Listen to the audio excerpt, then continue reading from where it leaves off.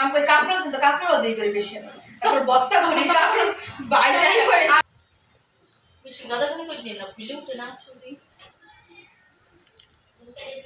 না পান বানাইলো পানটা খেয়েছ না বানাই দিল আপনি দিল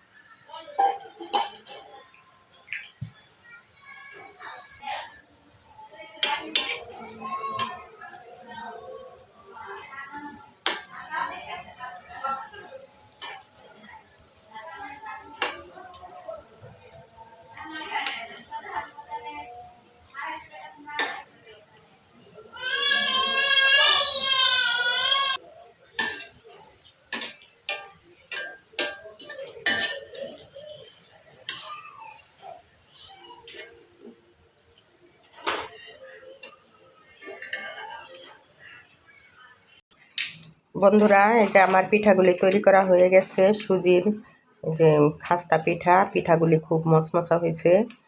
এরকম করে খেয়ে দেখবেন। বিদ্যুৎ সংযোগের কারণে বারবার করে আমার ভিডিওগুলি কেটে গেছে। এখন কোথায় থেকে কোথায় আবুল তাবুল হয়ে গেছে জানি না। তবে আমি আপনাদেরকে আবারও বলছি, এই যে সুজি 2 বাটি সুজি নিলে 1 বাটি চিনি নেবেন, তার সাথে 2-3টে ডিম দিবেন। দিয়ে আপনি ভালো করে সুজিগুলি হালকা একটু লবণ দিয়ে খুব সুন্দর করে মাখিয়ে নেবেন।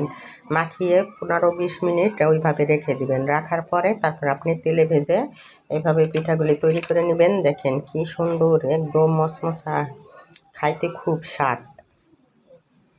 তেমন বেশি খরচ না, কিন্তু খেতে অনেক স্বাদ। এইভাবে করে আপনারা তৈরি করে, এই যে বৃষ্টির দিন বিকালবেলা একটু পিঠা তৈরি করে খাবেন ঘরে, দেখবেন অনেক মজা।